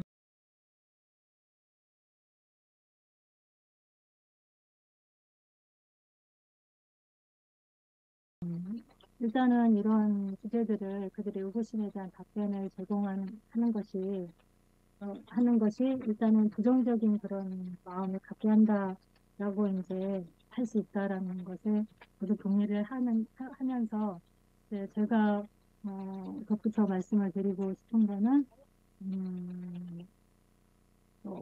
이렇게 일단은 전증이라는 것은 이제 어떤 진리 사실 가르치는 건데 사실은 이거는 태도의 문제라고 생각을 해요. 그래서 어떻게 잘 전달하느냐 그랬을 때 그것은 부정적인 것이 아니고 그런 것이 있구나라는 것을 듣게 해주는 그런 계기가 될 것 같다는 생각이 들어서 막 전쟁 의견대로 하는 것이 아니라 사실은 그냥 성경에 예수님을 증거하는데 이들이 툭툭 던지는 질문들에 대해서 이렇게 그냥 믿어 이렇게 할 것도 아니고 이렇게 잘 원유한 답변으로 해주면서 가는 것이 필요하다. 네. 일단 이 전도지는 프린트화됐기 때문에 그들에게 정보를 주는 것이고 우리가 그와 만나서 대화할 때는 성경을 복음을 나누고 말씀을 나누는데 그들은 그냥 안 들리니까 그들이 이렇게 질문할 때 이렇게 온유한 답변을 해줄 때 그것은 부정적으로 다가가지 않을 것이라고 저는 생각을 하고요. 그 다음에 어떤 그런 이런 송아지를 잡는 거 이것이 그들 문화에서는 또 힌두 문화에서는 받아들여지기 힘들기 때문에 이런 것들은 제하고 복음을 잘 전하려는 그런 노력을 한다라는 그런 걸 충분히 저도 공감을 하면서 하나님의 아들이란 단어 이 단어 자체도 역시 굉장히 부정적인 단어이기 때문에 사실 이슬람 세계에서 이런 하나님의 아들이라는 단어를 빼고 그 성경을 번역을 해서 그리고 또 예수님도 그 성경에 나와 있는 야스오가 아니라 코란의 영어 인사 해가지고 이렇게 하고 또 제자들이란 단어도 성경에는 탈라미드인데 이 코란에는 하와리온으로 나오거든요. 이렇게 그들에게 다가갈 수 있는 단어로 하고 이렇게 하고 그들에게 친숙한 그런 성경 번역을 하는 그런 성경책이 있습니다. 번역서가 있어요.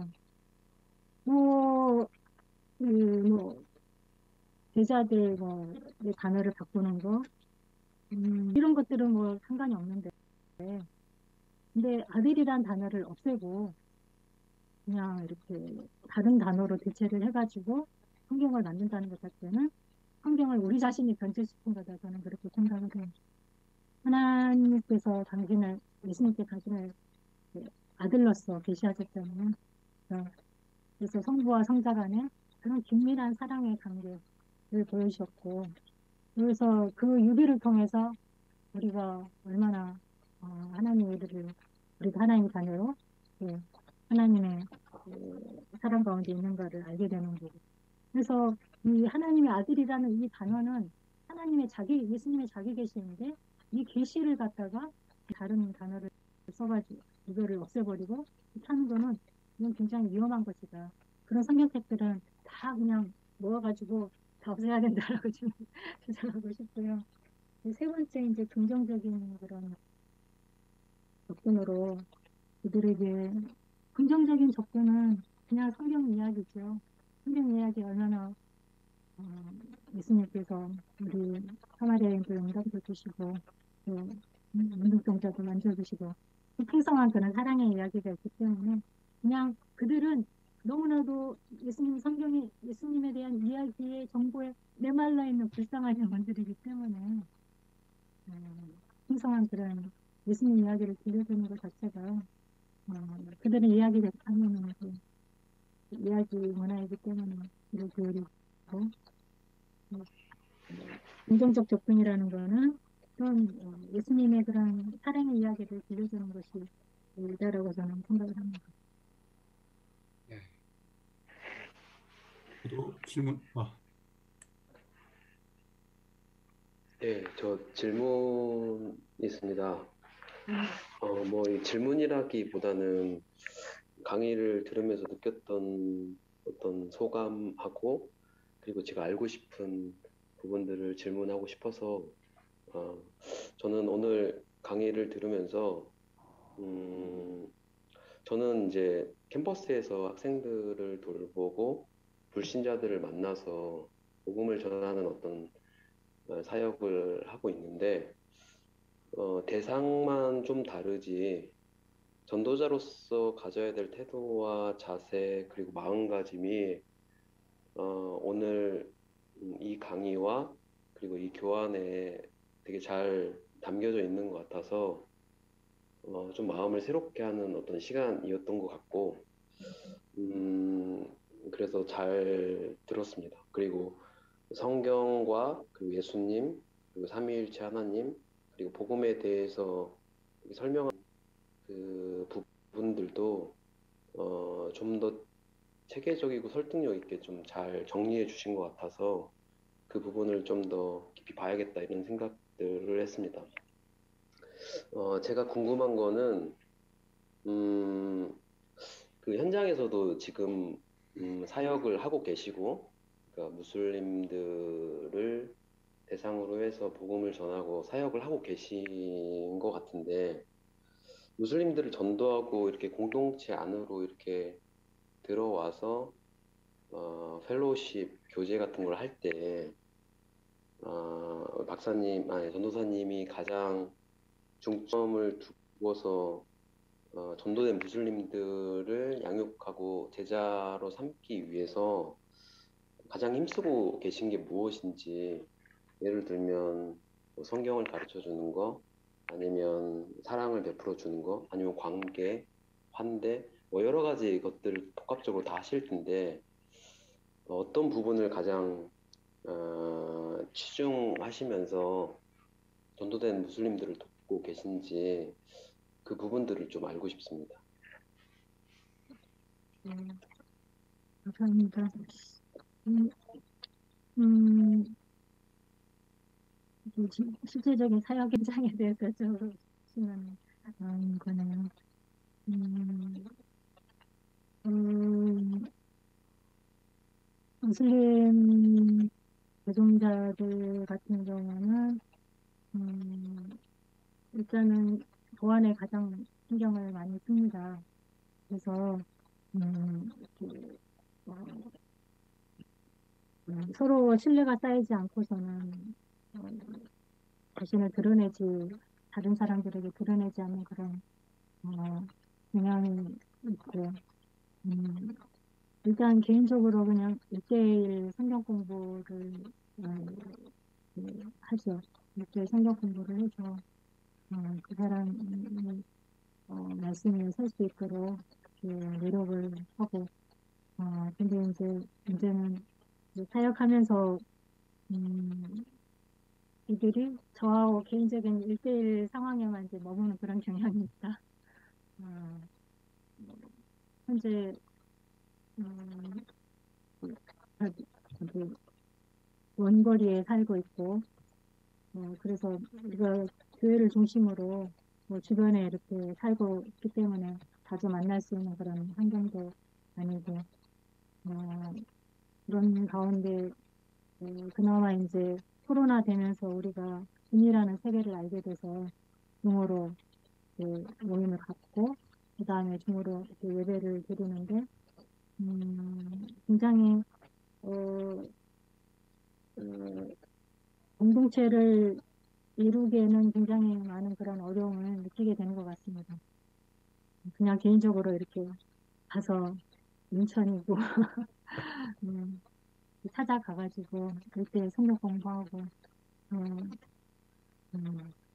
이렇게 해가고 있는 그런 상황이고 정말 공동체 안에 들어와서 그들이 교회 안에서 자기의 이런 역할들을 이해하고 그것을 할 만한 그런 믿음들이 참 작다 그런 생각을 하면서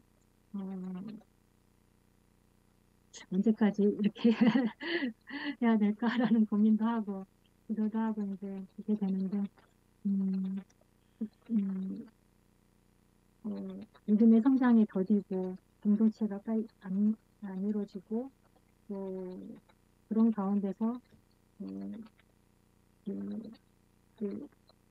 이 자리를 계속 해나가는 거는 이제 부르심과 또 부르심 안에서 인내함과 인내함으로 이렇게 해나가고 있는 것 같습니다. 일단 가장 중요한 거는 그 사람을 말씀으로 양육하는 것이 가장 중요한 것 같아요. 이렇게 형제들 만나서 예수님 뭐 믿겠다고 하는 그런 사람들은 종종 나타나긴 하는데 그 이후로 잠수를 타버려가지고 안 나타난다. 뭐 예배 안 나온다든가 뭐 이렇게 강백성에 소홀해진다든가 그러면은 그 사람은 그대로 그 신앙에 머물러 있고 똑같이 예수님을 믿는다고 했는데 한 사람은 그래도 성경 예배를 꾸준히 참석하고 이렇게 모임에 참석하고 공부한 사람은 그 신앙이 성장하고 다른 건 없는 것 같아요. 공동체를 이루지 못하는 그런 아쉬움이 있지만 한 영혼이 공동체를 이루지 못하지만 한 영혼이 바로 믿음의 성장을 이루기 위해서는 결국은 성경 말씀밖에 없다. 그래서 개인적으로 1대1 성경 공부하고 신방하고 하는 일에 노력을 하고 있습니다. 네. 감사합니다. 네, 또 질문이 있을까요? 시간이 괜찮으면 제가 하나 질문해도 되겠습니까? 네, 말씀하세요. 네. 이렇게 아릴락 통해서 저는 이게 문외한인데 이슬람에 대해서요. 몇 차례 강의를 들으면서 많은 선지식이 쌓여서 그런지 오늘 그 강의가 저에게는 아주 귀에 많이 들어왔습니다. 다시 한번 감사드리고요. 한 가지 제가 오늘 그 뭐 전도법에서 말씀하셔서 저도 제가 있는 곳이 여기 체코인데 기독교 인구가 가톨릭이 6%, 그 다음에 개신교가 0.3%. 그래서 여기 기독교 인구 그것도 이제 실제로 교회 생활을 하는 사람들은 그 6%와 0.3%에서 다시 10% 정도밖에 안 되는 아주 소수의 기독교인이고, 그리고 다수가 어떤 무신론적인 아니면은 기독교에 대해서 비판적인 입장을 갖고 있어서 오늘 그 이슬람 그 전도법에 대해서 제가 좀 많은 관심을 좀 갖고 서로 이렇게 현장을 비교하면서 좀 말씀을 듣게 됐습니다. 저희 쪽에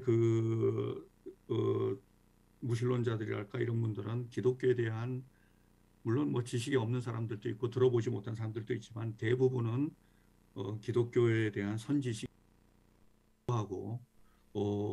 기독교를 의식적으로 받아들이지 않는 그런 사회이거든요. 그래서 이슬람 무슬림들은 아마 또 그러한 점과 함께 또 그 코란이라고 하는 그 어떤 자기들의 어떤 가르침을 또 다시 극복해야 하는 이중적인 상황 속에 있기 때문에 이 무슬림 전도가 상당히 힘들겠다 하는 생각을 개인적으로 해보게 됐습니다. 하면서 이제 한 가지 이제 뭐라 그럴까요? 공통점이라 그럴까요? 한 가지 좀 같이 한번 생각해 볼 수 있었던 점이 어떤 거냐면은 아까 4장에서 오늘 강의에서 그 선행을 쌓아서 회개를 하고 천국에 간다라고 하는 이 무슬림의 이 뭐라 교리라 그럴까요? 이런 것들이 그리고 이제 거기에 대해서 물론 하나 뭔가 대속의 개념으로 좀 비판적인 관점을 좀 말씀을 해주셨고, 그러면서 또 이제 마지막 결론에 다시 되돌아와서 진정된 사랑, 그 행위가 결국 이슬람 선교의 중요한 요소이다라고 저는 그렇게 이해를 했습니다. 근데 이 부분은 저희도 마찬가지입니다. 이게 과연 그 무신론자들하고 크리스찬하고의 어떻게 경쟁적인 입장이라고 한다면은 누가 더 진실되게 사람을 사랑하느냐라고 하는 관점에서 서로 갈려진다라고 저는 생각이 됩니다. 그리고 사람들이 그 점에 있어서 무신론을 받아들일지 기독교를 받아들일지 결정적인 요인이 된다고 생각합니다. 그래서 그런 관점에서 아마 이슬람 선교도 하나의 접촉점이 된다면 아까 그 4장에서 그 말씀을 좀 우리가 뭐 제가 개인적인 요즘에 신앙적인 성찰이기도 하고 또 요즘에 한국 교회나 또 여기 유럽의 교회들을 보면서 과연 이신칭의의 이 교리를 우리가 한번 좀 근본적으로 좀 검토를 해봐야 되지 않겠느냐 하는 생각을 저는 개인적으로 좀 하게 됩니다. 왜냐하면 그 행위라고 하는 것이 믿음이라고 하는 것과 우리가 사실 하나님 외에 절대자 외에 그것을 구분시킬 수 있지 못하다라고 보거든요.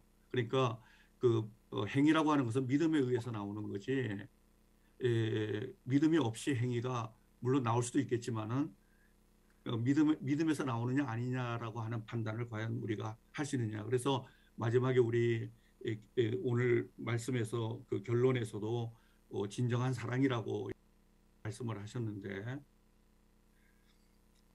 혹시 그에 있어서 제가 볼 때는 이슬람과 뭐 기독교 간에 그 어떤 연구들이 좀 이루어지지 않았을까 하는 생각을 막연하게 좀 해보게 됐습니다. 그래서 혹시 그 부분에 대해서 개인적으로 오늘 말씀하시는 우리 전도사님의 입장, 내 입장이라기보다는 어떤 생각, 평소에 가지고 계신 생각과 그리고 혹시 그 이슬람 연구자들 사이에서 이 부분에 대해서 서로 대화적인 입장에서 이슬람과 기독교의 대화적인 입장에서 이 문제를 좀 다루고 있는 연구들이 있다면 좀 소개를 좀 부탁받고 싶습니다. 감사합니다. 네, 음, 말씀을 들으면서 이렇게 답변을 드리면 좋겠다는 생각을 하게 되는데, 사실 저희가 이제 행위가 아니라 어, 믿음으로 구원을 얻는 그런 복음을 증거를 하잖아요. 그래서 이제 사실 이제 이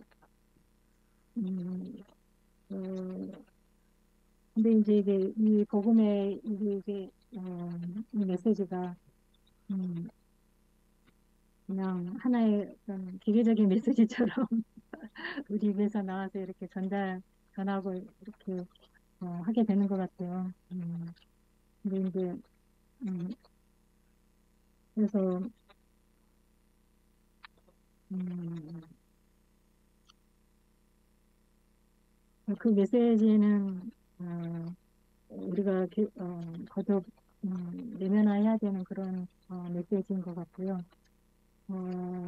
사실 우리가 이렇게 기독교인들이 막 이렇게 말하는 예수 믿고 구원을 얻는다, 행위로 구원을 얻는 것이 아니다라고 이렇게 듣는 메시지에 대해서 우리가 그리스도인들이 삶으로 보여주진 않으면서 너무나도 이렇게 무슬림들의 어, 그런 신앙을 이렇게 좀,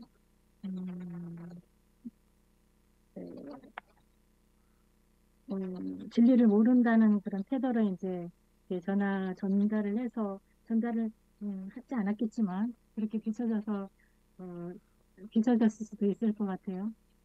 그래서 그들은 예수를 믿음으로 얻는 그런 구원에 대해서 가볍게 생각하는 그런 경향이 좀 있는 것 같아요. 그래서 예수를 믿고 구원받는다, 천국간다는 그런 것들이 마치 그러면 예수만 믿으면 마음대로 이렇게 살아도 되느냐, 마치 예수 믿는 것이 자신들의 그런 행위에 대한 모든 것을 보장해 주는 것처럼 그, 그 귀한 복음이 잘못 전달되고 오해되고 우리 기독교 신앙을 조롱하는 그런 것으로 이 무슬림들이 조롱하는 그런 것으로 실제로 조롱도 하고 그러기 때문에 어, 이런 라시드 형제 같은 그런 전증가들은 이제 우리가 믿음으로 구원을 얻는다고 했을 때 이 믿음은 행위로서 나타나야 되는 것이다. 우리의 삶을 정말 변화시키는 그런 믿음이어야 된다라는 그런 사실을 강조하면서 이런 무슬림들이 오해에 빠지지 않도록 꼭 이렇게 짚어주는 그런 논증을 합니다. 그래서 행위가 아닌 믿음으로 얻는 그런 구원에 대해서 무슬림들이 오해하지 않도록 해주는 것은 분명히 사역자들이 해야 되는 그런 부분이고요. 이제 또 하나 정말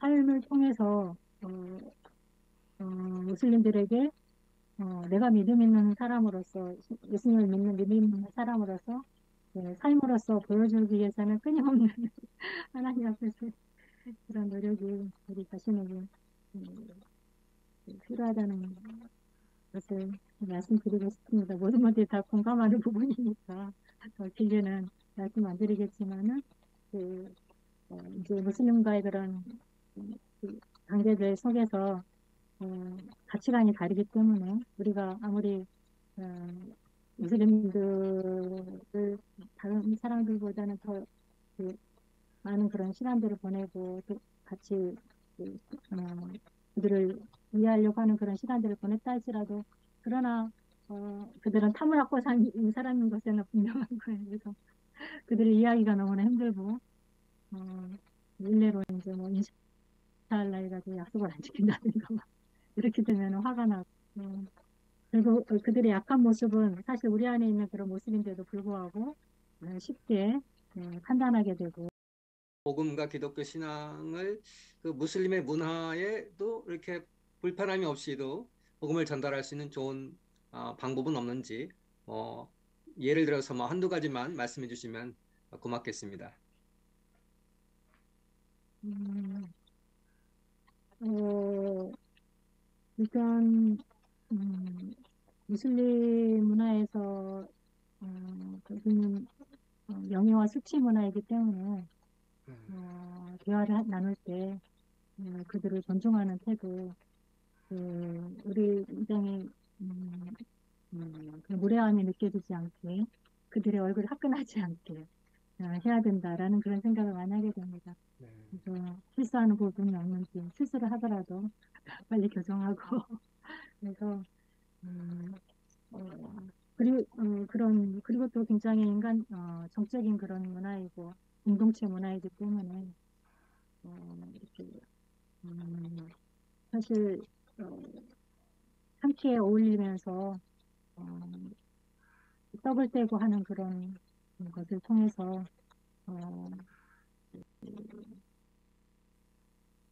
우리는 복음을 더 효과적으로 전할 수 있지 않은가. 그래서 그들을 존중해주고 그들의 자존심이나 그런 것이 상하지 않도록 존중하는 태도, 그리고 또 함께 하는 그런 공동체를 함께하는 그런 교제의 시간들을 가져서 같이 시간을 보내고 하는 것이 그들에게는 그들 문화에서는 복음이 더 잘 전달될 수 있는 그런 방법이라고 생각을 합니다. 네. 네, 감사합니다. 혹시 또 다른 분이 계시나요? 질문? 네. 없으시면 이것으로 오늘 세미나 마치도록 하겠습니다. 적지 않은 시간에 이렇게 정말 중요한 주제에 대해서 잘 말씀해 주시고 저에게 그 이슬람 성경에 대한 우리의 안목을 넓혀주셔서 대단히 감사드립니다. 수고하셨습니다. 감사합니다. 그래서 다음에 또 감사합니다. 뵙겠습니다. 네, 감사합니다. 수고하셨습니다. 감사합니다. 네.